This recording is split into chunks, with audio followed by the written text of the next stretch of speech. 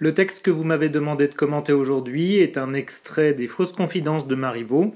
Il s'agit d'une pièce qui est jouée pour la première fois en 1737 et qui met en scène une histoire d'amour d'Orante, amoureux d'Araminte, qui essayera de la conquérir par l'entremise de son valet fidèle Dubois. La pièce est l'occasion de multiplier les quiproquos, multiplier les stratagèmes pour que l'amoureux arrive à ses fins, mais celui-ci va se heurter à un certain nombre d'obstacles d'une part et un certain nombre de stratégies de la part des autres personnages d'autre part, puisqu'il n'est pas le seul prétendant d'Araminte, et il y a d'autres personnages qui aimeraient le marier lui à quelqu'un d'autre et la marier elle à quelqu'un d'autre.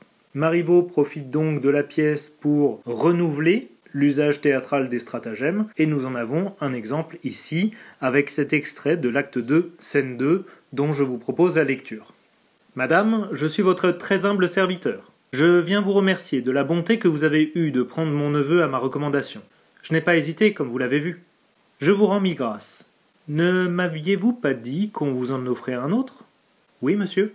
Tant mieux, car je viens vous demander celui-ci pour une affaire d'importance. Et d'où vient, monsieur ? Patience. Mais, monsieur Rémy, ceci est un peu vif. Vous prenez assez mal votre temps, et j'ai refusé l'autre personne. Pour moi, je ne sortirai jamais de chez madame, qu'elle ne me congédie. Vous ne savez pas ce que vous dites. Il faut pourtant sortir. Vous allez voir. Tenez, madame, jugez-en vous-même. Voici de quoi il est question.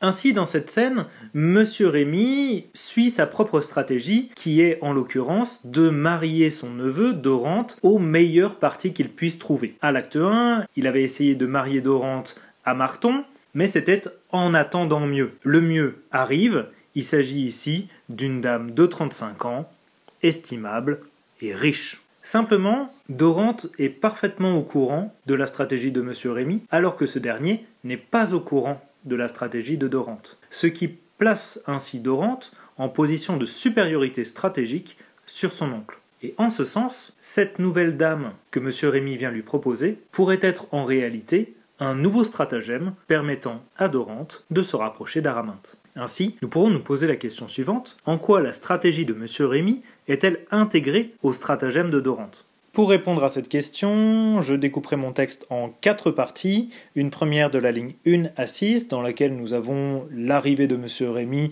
et les politesses d'usage attendues dans ce cas. Nous avons ensuite de la ligne 16 à la ligne 18 le déploiement de la stratégie de monsieur Rémy, auquel succèdent immédiatement les réactions de Dorante à l'annonce de son oncle, lignes 19 et 27, avant d'arriver à la réaction d'Araminte à la réaction de Dorante, de la ligne 28 à 34. Je passe ainsi à mon commentaire. La scène s'ouvre sur l'arrivée de monsieur Rémy, qui salue immédiatement le personnage d'Araminte. Les conventions d'usage et la politesse est de mise, comme on le voit, à travers l'apostrophe formelle, madame, et la formule de politesse, je suis votre très humble serviteur. Le service dont il est question est précisément la présentation de son neveu, comme il l'explicite dans sa phrase suivante, la bonté que vous avez eue de prendre mon neveu à ma recommandation. Il s'agit pour lui de se poser comme un personnage qui veut le bien d'Araminte. Cela va se voir à travers la politesse qu'il montre, mais aussi l'aspect un petit peu excessif de la formulation de son service. Simplement, il est intéressant de voir que dans ce rappel de son service, il utilise un chiasme. La première personne, je viens, la deuxième personne, vous remercier, deuxième personne, vous avez eu, retour de la première personne, mon neveu, ma recommandation. Ici, le chiasme vient souligner stylistiquement le piège qu'il est en train de tendre, ou en tout cas la manipulation à laquelle il essaye de soumettre Araminte. Et en ce sens, on peut noter rétrospectivement que la formule « je suis votre très humble serviteur » est traditionnellement une formule de congé. C'est la formule que l'on utilise lorsque l'on part. Et en effet, M. Rémy est précisément pressé de partir, ce qu'il souligne par le recours à cette formule. La réponse d'Araminte peut être entendue à 2 niveaux. Premier niveau, elle remercie effectivement Monsieur Rémy de sa recommandation, mais finalement, c'est aussi une manière pour elle d'avouer à demi-mot le plaisir qu'elle a à avoir pris, dans tous les sens du terme, le neveu de Monsieur Rémy. Et en réalité, lorsqu'elle dit qu'elle n'a pas hésité, eh bien c'est précisément un demi-mensonge, puisque la fin de la scène 1 montre précisément les hésitations d'Araminte, hésitations qu'elle est en train de combattre, puisque Marivaux met en scène le combat de l'amour contre lui-même. C'est exactement ce qui est rappelé ici. Monsieur Rémy poursuit dans les politesses d'usage, je vous rends 1000 grâces, on note ici l'hyperbole, qui va être là aussi pour adoucir la requête qui va venir. Requête qui prend le détour d'une question, ne m'aviez-vous pas dit que vous en offrez un autre? Monsieur Rémy tâte le terrain, il s'agit pour lui de faire comme si il allait lui rendre un nouveau service en lui enlevant le neveu qu'il lui avait présenté. Et c'est précisément ce qui va se passer. Araminte répond par l'affirmative, Monsieur Rémy est joyeux, tant mieux. Ici, il est intéressant de noter à travers le démonstratif, celui-ci, que les deux personnages pour l'instant font comme si Dorante n'était pas là. Finalement, Dorante n'a pas d'importance dans cette histoire puisqu'il s'agit d'une affaire, précisément. Une transaction, entre guillemets, le terme rappelant le lexique d'appartenance, de possession, qui était déjà sous-entendu avec le verbe prendre à la ligne 2. Monsieur Rémy rend donc un nouveau service à Araminte en lui enlevant son neveu, mais il se sert lui-même, ou en tout cas il sert sa propre stratégie, ce que signale l'affaire d'importance qu'il évoque. Je passe à ma deuxième partie. Les deux personnages faisaient comme si Dorante n'était pas là, et pourtant Dorante est présent, et il réagit immédiatement à travers une question, et surtout à travers l'appellation Monsieur, qui va marquer une distance immédiate avec le personnage qui est normalement censé être son oncle. La didascalie, cependant, est très intéressante, puisqu'elle signale qu'il a un air de refus. Dorante est en train de jouer un rôle. Et dans cette didascalie, ce qui est sous-entendu, c'est que Dorante était au courant de la demande qu'allait venir faire Monsieur Rémy, et il est au courant parce que, en réalité, elle est intégrée à ses propres stratagèmes, ou en tout cas aux stratagèmes que Dubois élabore pour lui. Dorante va ici jouer le refus, annonçant ainsi le fait qu'il va jouer tout le reste de la scène. Il sait déjà ce qu'on va lui annoncer, et il sait déjà que ce que l'on va lui annoncer va lui servir à lui-même pour suivre sa propre stratégie, à savoir séduire Araminte. Monsieur Rémy évacue le refus d'une phrase nominale, exclamative, patience. Il continue à se comporter comme s'il n'avait pas son mot à dire dans cette discussion. Araminte va prendre sa défense, ce qui est une première victoire pour Dorante, prise de défense qui est introduite par la conjonction de coordination à valeur adversative, mais, et la reprise de l'appellatif Monsieur, qui était celui de Dorante. Elle se place contre Monsieur Rémy, du côté de Dorante. Le fait qu'elle affirme avoir refusé l'autre personne est un aveu dissimulé du fait qu'elle veut garder Dorante. Le stratagème de Dorante fonctionne. Ce que Dorante va venir accentuer avec la négation forte, je ne sortirai jamais de chez Madame. À travers Madame, on peut entendre évidemment la marque de distinction de la supérieure, mais aussi Madame en deux mots, la dame que Dorante aime. Simplement, cette négation forte va venir se modaliser puisqu'elle va se transformer en une négation exceptive. On passe de « je ne sortirai jamais » à « je ne sortirai que si elle me congédie ». Et on note ici que ce subjonctif qui vient remplacer en quelque sorte une proposition subordonnée de condition éloigne de deux manières différentes la possibilité qu'elle le congédie dans la fiction. Ici, c'est une remarque intéressante puisque grammaticalement, Dorante sous-entend qu'Araminte ne pourra pas le congédier. Il est conscient d'avoir déjà gagné la première manche.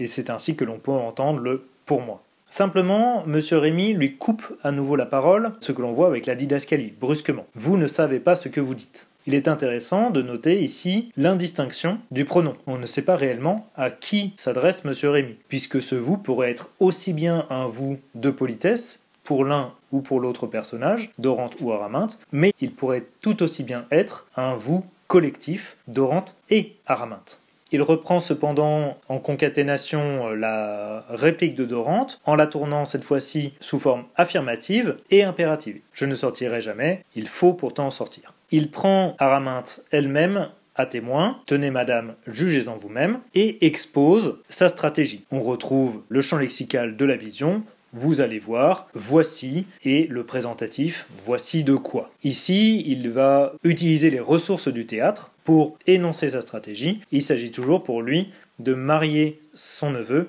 à une femme riche.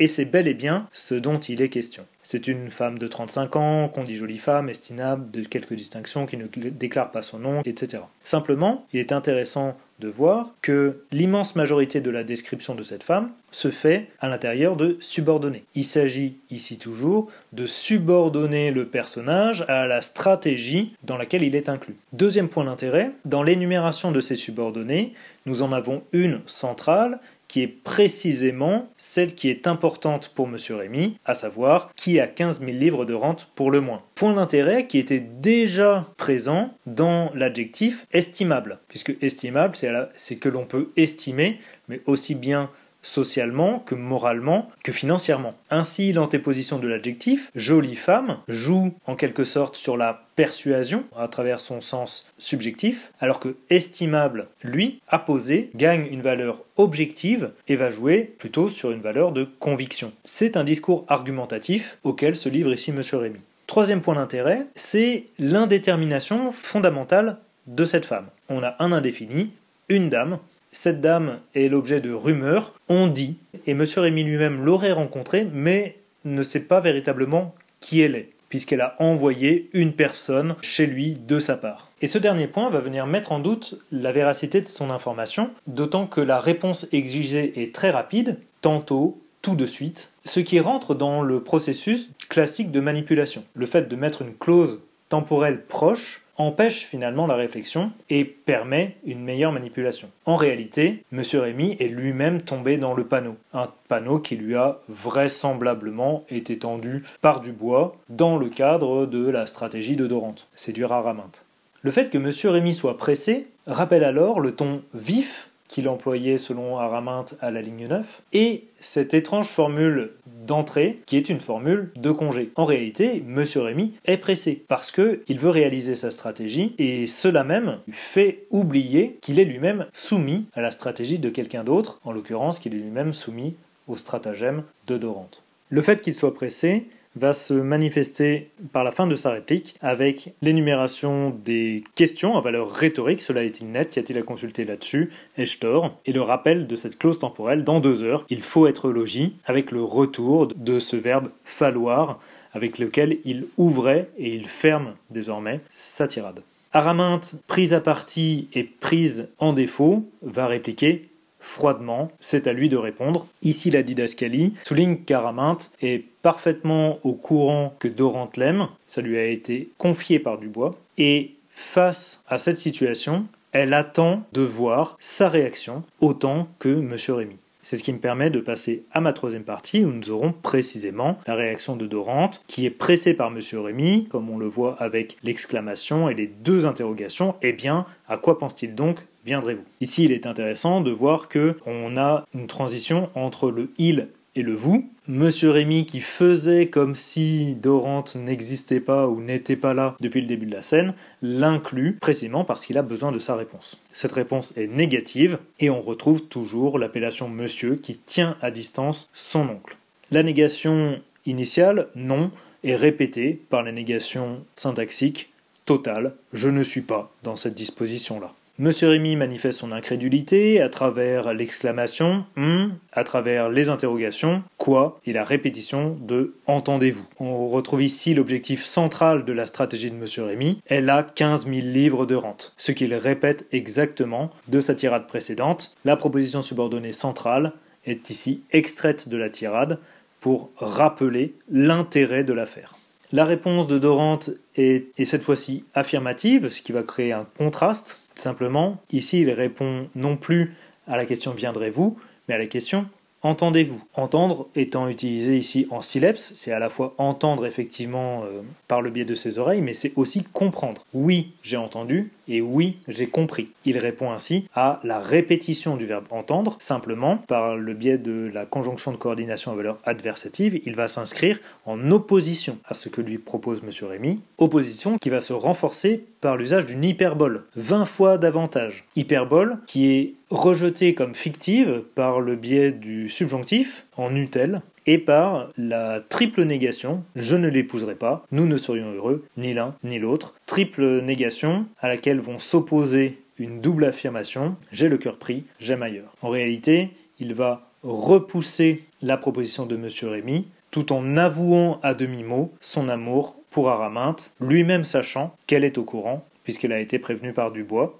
Ici, la réplique fonctionne elle-même comme un nouveau stratagème de séduction. Monsieur Rémy reprend son rôle d'oncle, il va se moquer de lui en reprenant sa phrase « j'ai le cœur pris » pour en montrer la bêtise. Voilà qui est fâcheux, la beauté des scrupules de ce cœur-là. Ici, Monsieur Rémy va appuyer sur l'imbécilité, l'absurdité de la décision de son neveu, rabaissant sa position, intendant de la maison d'autrui, par rapport à une position potentielle, intendant de sa propre maison. La dernière question insiste sur l'absurdité de cette fidélité qui est reprise par Dorante. Je ne saurais jamais changer de sentiment. Ici, il s'agit bel et bien du cœur, répété 4 fois dans les répliques précédentes, du sentiment amoureux et donc de fidélité. Le dernier appellatif, monsieur, rompt définitivement avec le projet de l'oncle en le rejetant dans la sphère de la politesse. Je passe ainsi à ma 4e partie. Monsieur Rémy ne s'en remet pas, il va le traiter d'imbécile et d'insensé, et prend à nouveau Araminthe pour témoin. N'est-il pas vrai, madame, ne le trouvez pas extravagant? Ici, M. Rémy va se couvrir de ridicule, puisqu'il prend Araminthe pour témoin, tout en insultant la personne de laquelle Dorante est amoureux. Je tiens celle que vous aimez pour une guenon, ce qui va créer un effet de comique de situation, puisqu'il ne se rend pas compte qu'il insulte du même coup Araminthe en la traitant de guenon. Simplement, la didascalie d'Araminthe, doucement, qui contraste fortement avec sa didascalie précédente, froidement, va venir montrer qu'Araminthe n'en veut pas à M. Rémy, puisqu'elle sait que lui-même n'est pas au courant de l'amour de Dorante. Cette didascalie vient aussi montrer le changement de sentiment d'Araminthe. Dorante a réussi, par le contraste créé entre cette femme inconnue et elle, et le choix qu'il fait d'elle plutôt que la femme inconnue, à la séduire. Simplement, elle doit encore conserver les apparences, ce qui va justifier l'utilisation du verbe paraître. Il paraît avoir tort, j'en conviens. Monsieur Rémy réplique vivement, il est étonné de la réaction d'Araminthe, ce qui va se traduire avec l'adverbe d'interrogation, comment, au style de phrase exclamatif, comment madame. Simplement, Araminthe lui coupe la parole. Il pourrait, point de suspension, dans sa façon de penser, je l'excuse.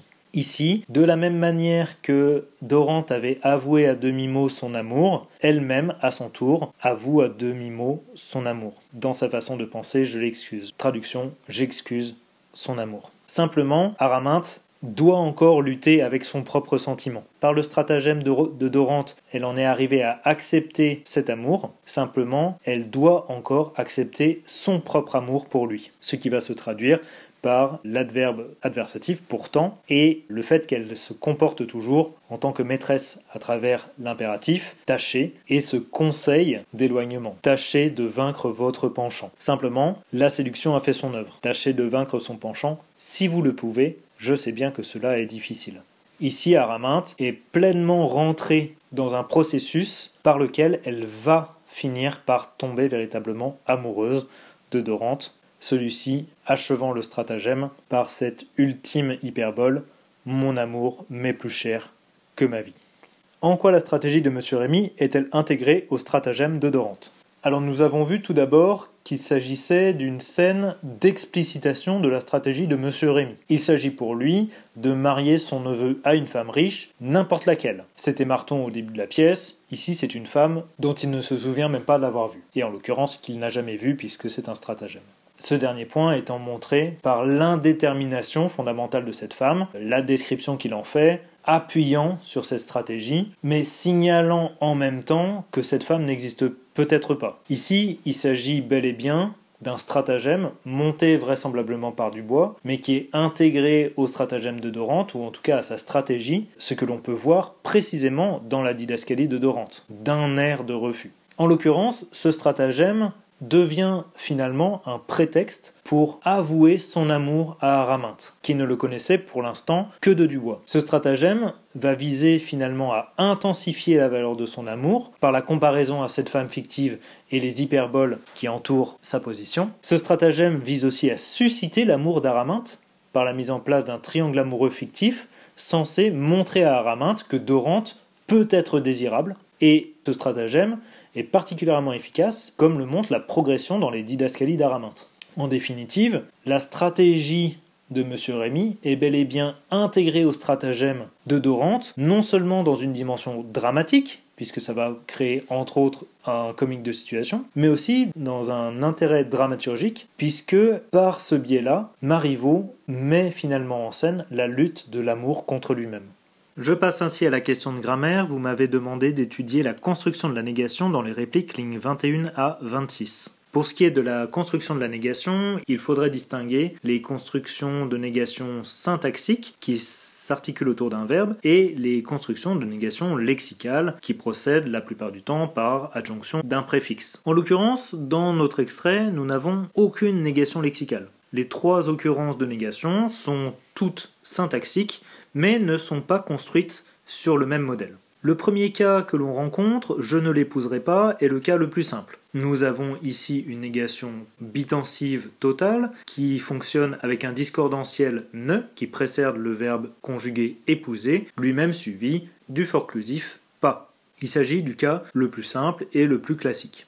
Par la suite cependant, la construction se complique, puisque nous retrouvons ensuite à nouveau un discordantiel, ne, simplement, il n'y a pas de forclusif apparent. En réalité, il faut considérer la conjonction de coordination, ni, répétée deux fois, ni l'un ni l'autre, comme le forclusif, en l'occurrence, puisque ni est la contraction de et pas, ce qui évite ainsi une répétition. Si l'on déployait la contraction de ni, nous obtiendrions « je ne serai pas heureux » et « elle ne serait pas heureuse ». Et ici, on se retrouverait avec deux négations, chacune bitensive. Enfin, le dernier cas se situe à la ligne 24. « Je n'aurais jamais deviné ». Ici, il s'agit d'une négation bitensive avec le discordantiel qui, dans ce cas-ci précisément, est élidé devant initiale vocalique. Le ne devient n apostrophe devant l'initiale a de n'aurait, et le forclusif, dans notre cas, est jamais. Simplement, jamais est, là encore, une contraction. Il est la contraction de « à aucun moment ». Et du coup, finalement, nous avons ici ce qui apparaîtrait a priori comme une négation totale, mais qui est en réalité une négation partielle du fait de la contraction qui gomme le forclusif réel, qui serait dans notre cas « aucun ».